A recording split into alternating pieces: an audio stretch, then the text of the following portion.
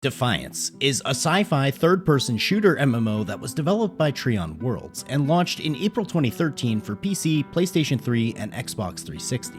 It was a unique crossover project tied to a sci-fi TV series of the same name. And the game was set in a post-apocalyptic Earth following an alien invasion. The show was cancelled after just 3 seasons and was considered somewhat niche, to say the least, but the MMO actually far outlived the show. Initially, the game was buy to play, but in just 1 year, they opted for a free-to-play model. And a few years later, a reimagined version, Defiance 2050, released in 2018 for PC, PS4, and Xbox One. While not quite a sequel, it was also not quite the same game. But unfortunately, that version lost a lot of what made Defiance, Defiance, and of course, it faced criticism for pay-to-win elements. Ultimately, both of the game's titles began to struggle pretty badly with a declining player base, and this resulted in servers for both games being shut down in 2021, including the community forums and all the social media. Everyone kinda thought that would be the end of Defiance. We thought we'd never hear about it again. Until about 2 weeks ago, indie studio Fawkes Games, known for reviving older MMOs like Shia and Last Chaos, announced that it had acquired the worldwide development and publishing rights for both Defiance and Defiance 2050. This relaunch, described as Homecoming, included all content updates up to 2021, but it excludes some of the controversial DLCs and weapons. This is currently only available on PC, though there's been rumors about them working on multiple platforms and potential crossplay in the future. I never personally played Defiance, either version, or even watched the show, but I've been itching to play a shooter-based MMO, and I'm pretty sure the last one I actually played was Fallout 76, if we can really call that a full MMO. So let's find out, how is this re-release of Defiance holding up? What's so good about this game to even warrant a re-release? What does this 2013 game look like in 2025, and will it hold up to other MMOs and other open-world shooter games? Well, let's find out. So into the game, I click create character and wait. Only about 65% of the people who actually clicked on this video are still watching, and even less will be watching by the time this video is over. So I have to show you guys something. In my very first game of PvP in Defiance, I headshot a dude with my sniper rifle who was driving a Gatling gun equipped four-wheeler while flying through the air to attack me and my teammate. That's all. I just wanted to show off, and I wanted to do that while a lot of you are still watching the video. Anyway, back to character creation. You're first met with a bit of backstory. The entire game features tons of cutscenes, and they're all entirely voice acted. If you're a fan of post-apocalyptic worlds and sci-fi narratives, this is going to be totally up your alley. Each cutscene is also skippable, though I recommend against it, as it's actually quite well done. Afterwards, you're finally met with character creation, and you've got a few different options, such as 3 different species, which you can play as either gender. Though one of the species is locked, and I'm not quite sure how to access it. Furthermore, you can choose between different origins. At first, I thought this was a sort of class selection, however, your choice here is mostly just cosmetic, indicating the appearance that you start the game with, and it will also influence how you interact with other characters and your story. I ended up choosing the Outlaw origin because it sounded and looked the coolest. Afterwards, you can further customize your character with a ton of facial options like bone structure and nose shape, and you can also choose how your character's voice sounds. Per usual, I chose the most unhinged sounding voice, which was aptly named Lunatic. Hey, how's the violence? After playing around for a while, I finally landed on this guy, who kinda looks like me if I started taking steroids, grew about 2 feet, got tattoos, wore contacts, and lived in a post-apocalyptic America.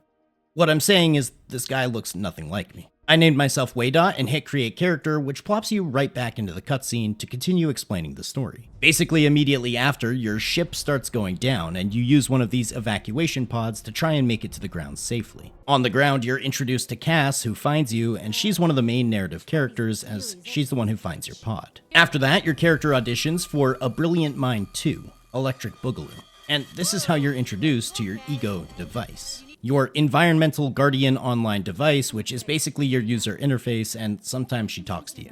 And now you're introduced to what is basically Defiance's tutorial. You finally gain control of your character and user interface, which is relatively simple. You have health and shields in the top left, a minimap in the top right, and it's a third-person shooter, obviously. You can more precisely aim or zoom in by right-clicking, and I tried to take a further look at some of the other menus, but it seemed like they were mostly grayed out for the time being. Your ego has a quest for you, and you're going to have to run around recovering gear and weapons from the crash. She tells you to pull up your map, which looks like this, and it places a marker on your map, which will also appear on your screen, indicating how far away it is. I ran over to the equipment crate, which you can interact with by holding E, and this gives you your first shield. Shields are basically a second HP bar, and they recover on their own after a few seconds after the last time you took damage. If you've ever played Borderlands before, you're going to notice a ton of similarities between Defiance and Borderlands. The original Borderlands was released in 2009, so about 4 years before Defiance, and it's safe to say they probably took some inspiration when developing Defiance, and they wanted to provide a larger multiplayer experience with a lot of the same ideas. Anyway, I continued running forward. This purple arrow indicates that this is actually another player. I found another box where I was able to fill up my ammo, and then I shot my first enemy, which was just a small hellbug. I did 54 damage, and this also granted me 2 XP. Now, I do have to point out that the running animation while your character is holding a pistol is hilarious. For some reason, I really can't put my finger on it, but his legs move so disproportionately compared to the rest of his body, it's just amazing. After running a bit longer, I found another weapon, which was a shotgun. You can actually have 2 weapons equipped at all times, and you can switch between them whenever you want. A shotgun would obviously be a little bit better at close range than my pistol. And you can swap between your weapons by pressing Q, which took a little while to get used to. It seems like 1 and 2 might be better, but this game was also developed for multiple platforms as an MMO, in a time when that wasn't super common, so I can understand having some unorthodox key bindings. I continued on, killing small little bugs along the way, which was pretty satisfying, and honestly, the time to kill for the vast majority of enemies in Defiance is pretty small. So you end up taking on a lot of enemies at one time, and it's kind of like if you mixed a hack and slash with a shooter, in that sort of satisfying mowing down enemies kind of way.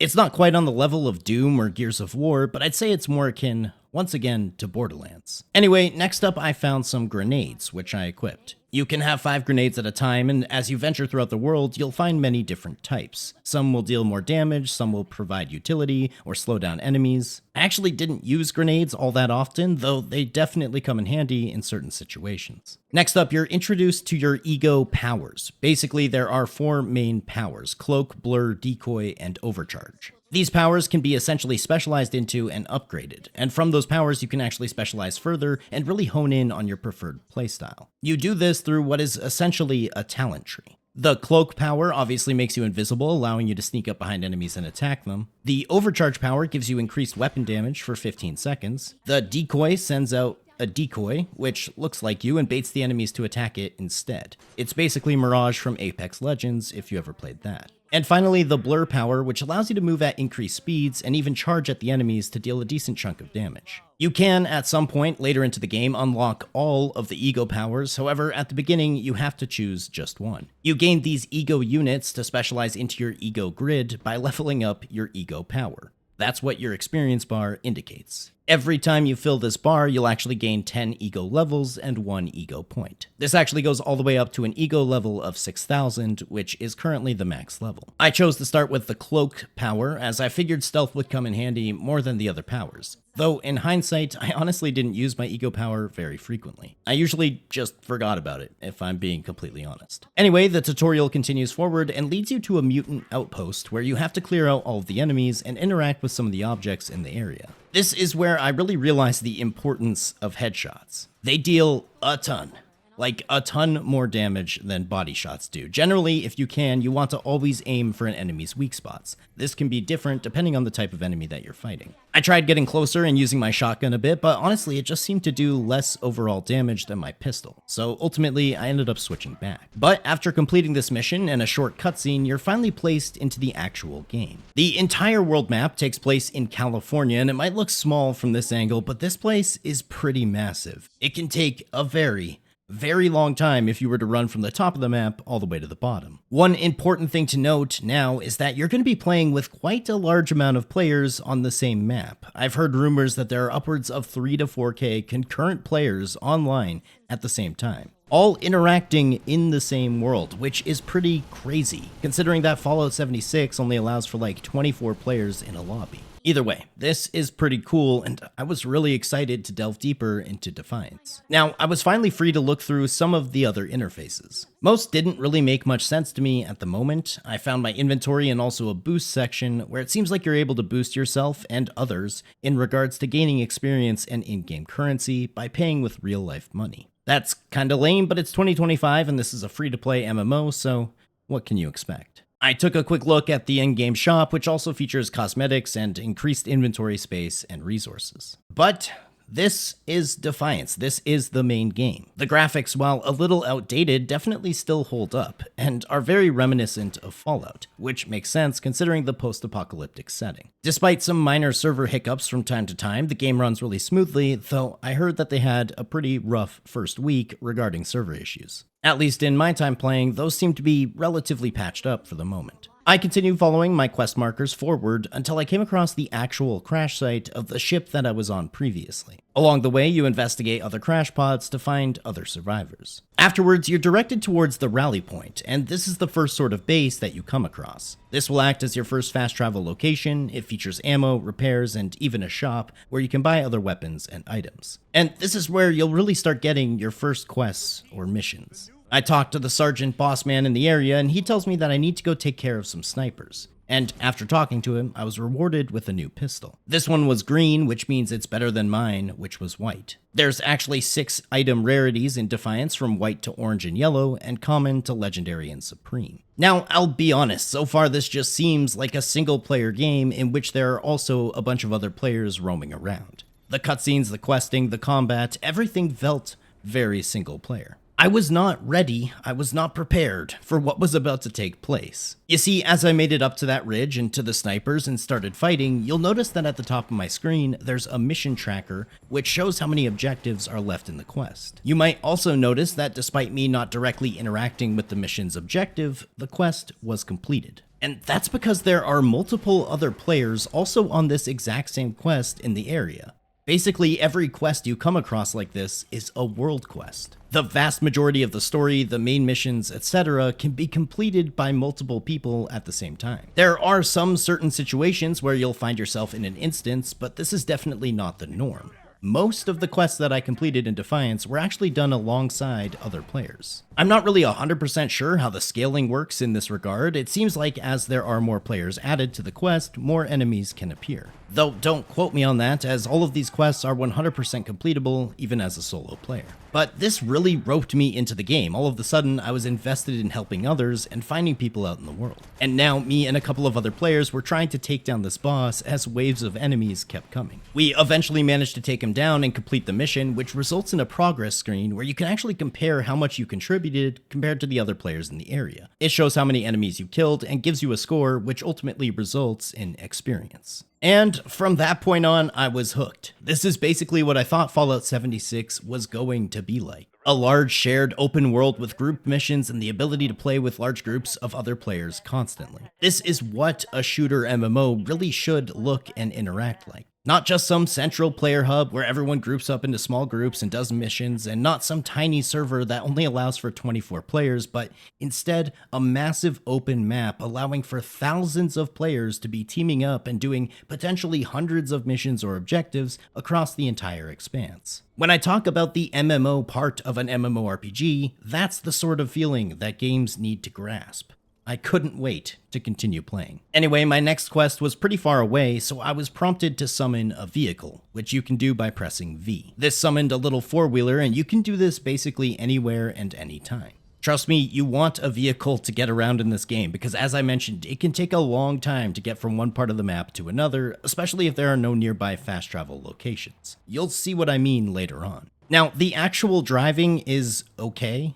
You kind of get used to it, but at first it is a little difficult to control. The steering isn't quite as reactive as you might expect, but it gets the job done nonetheless. My mission had me examining a dead body before getting attacked by a few outlaws, and this is actually the first time I decided to try out that sniper that I got from my previous quest. And I immediately fell in love. Snipers in this game are basically one-shot machines, especially if you headshot the enemy. And I remember way back in the day when I played the original Borderlands, I would always go for the sniper rifles. So that's exactly what I did in Defiance as well. It's just so satisfying. There's no real bullet drop or recoil, so the sniper is extremely easy and efficient to use. It can get a little dicey in closer range combat, but it's usually still pretty effective. But my next mission was a little farther away, and I had to rescue some medics who were apparently in trouble. I took a daring jump off this cliff before dealing with some of the enemies in the area, and once again, another player joined me. Also, while heading to the next objective, I realized that my vehicle actually had a boost, which you can activate by pressing shift. Once you use up your boost, you have to wait for it to recharge, but this only takes a few seconds. I completed another one of these world quests with another player who only got 21 kills, while I got 28. Safe to say, I'm the gamer here. This quest rewarded me with an uncommon shield upgrade, and afterwards I finally used fast travel for the first time, which is indicated by a blue marker on the map, and this teleported me directly back to base camp.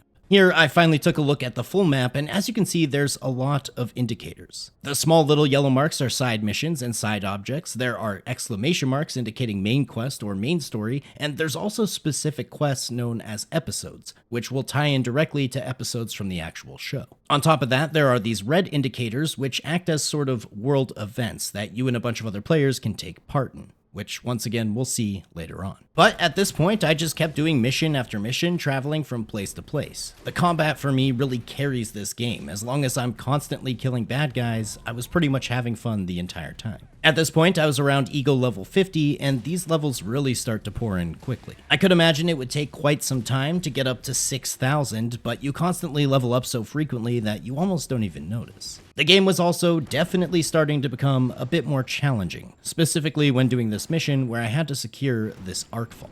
Arc falls are basically meteors that crash into the earth, and a bunch of enemies tend to spawn out of them, including these different types of bugs. The small ones aren't too bad, but the warrior variant doesn't take much damage unless you hit them in their stomach, which they don't tend to show too often. And there's also a ranged variant that can slow you down, and it does a ton of damage as well. But after finishing that mission is when I acquired my first appearance. You see, you don't really have armor in Defiance, you just have your shields and weapons and grenades that can be equipped. However, you can still get new outfits, which will go into your appearance tab. Throughout my time playing, I probably got 7 to 8 different new outfits from just playing the game, which is always nice to see a decent level of variation in terms of appearance without actually having to spend real money. Not too long after that, I finished up another mission, and I noticed that there was one of those red world events nearby. It even took up most of my mini-map, so I decided to head over there to check it out. As I got closer, there was a ton of other players racing to this area with me, and in the center was this giant beetle worm thing that everyone was shooting at. There was probably 50 to 60 other players with me just shooting at this beetle,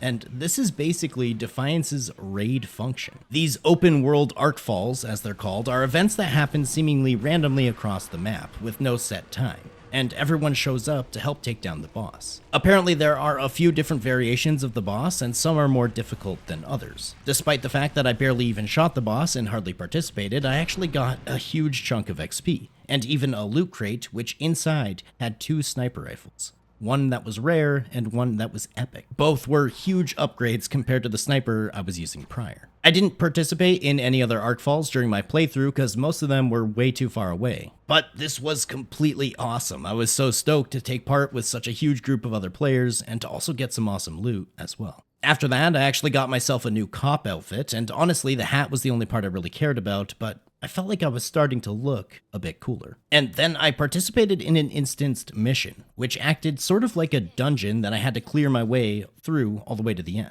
Honestly, my new sniper rifle was just unbelievable. I was really having no trouble at all fighting against basically anything. I don't know if I just got lucky and found some pretty good snipers to start the game, but even when playing with other players, it felt like I was generally doing more damage and killing more enemies. Not long after that, it seemed like I really couldn't find any more main mission quests for the time being. I'm not sure if I didn't have a high enough ego level or what exactly was happening. However, there were plenty of episode quests available for me to complete. And actually, one of the first ones I decided to pick up wanted me to go all the way to San Francisco at the very bottom of the map. At first I thought, well, that's way too far away and I wasn't going to do it, but I decided to test out just how big this world really is. And that's when the scale of the map really started to hit me. My quest marker said it was 7.24 kilometers away, and that might not sound too crazy, but trust me, this took quite some time. In fact, even on my vehicle, while driving throughout the entire map, going through different areas and zones and crossing the Golden Gate Bridge, the entire drive took 17 minutes from start to finish.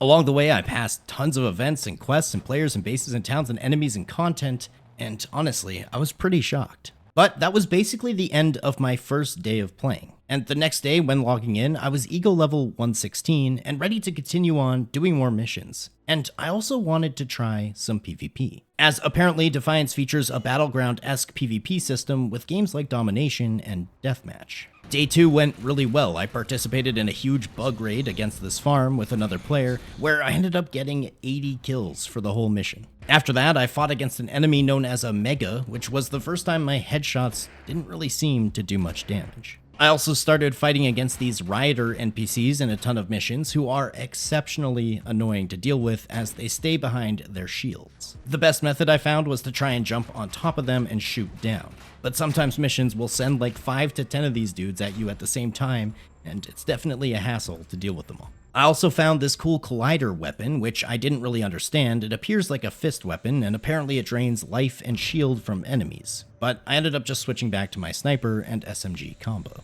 Now, I tried signing up for PvP matches, but the queue was taking quite some time. Apparently, we were just waiting for a couple of other players, but the matches definitely aren't instant pops. So I decided to do some questing while I waited, and eventually, the match popped up. And this is my new favorite part of the game, by the way. So I loaded into a domination match where you have 3 objectives, A, B, and C, that you can capture. Me and another teammate were really far ahead and made it to the enemy's starting objective, which was C. We started capturing it, but one thing to note is that vehicles are also allowed in PvP. And one of the enemies inside this tanker decided to drive over a jump and fly directly toward us. When I tell you I aimed in and headshot this dude in midair while he was driving a vehicle and trying to Fast and Furious vehicle jump on top of us, I'm not lying.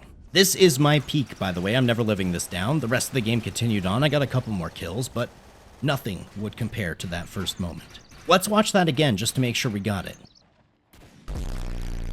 Anyway, I continued playing more and more throughout the day. I even ended up with an ego level over 400, which seemed like a pretty good start to my character. But all in all, I think I've seen enough about Defiance to give you all my first impressions. It's interesting that the company who revived this game is named Fawkes, which is the name of the Phoenix in Harry Potter. I'm assuming this is intentional, as it seems like they like to find older, once popular titles and revive them. I don't know much about their other titles, but I think they have done an absolutely fantastic job with Defiance, and I'm so happy that I got the opportunity to try this game. It's like if Borderlands was multiplayer, but set in the Fallout universe. I find it so interesting how we have such an amazing blueprint here of what a proper shooter-based MMO should look like, with a massive world that allows for massive player interaction. Yet Fallout fell so short with its limited population servers. If you were ever excited for Fallout 76 and it didn't meet your criteria or definition of what is a true MMO, well, Defiance kinda does. I haven't played a looter shooter in quite some time, it feels like, and I was getting the itch, so having Defiance also function as an MMO,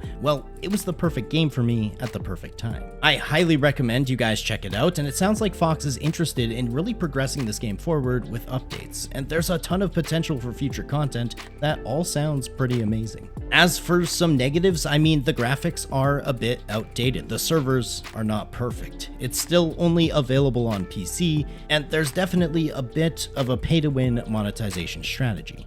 But the real fun is in the combat and playing with others. Anyway, I want to say a massive thank you to everyone who made it to the end of the video. Don't forget a like, a comment, a sub. Those things help a bunch, and if you really enjoyed the video, consider becoming a channel member. But I'll catch you all in the next one. Later.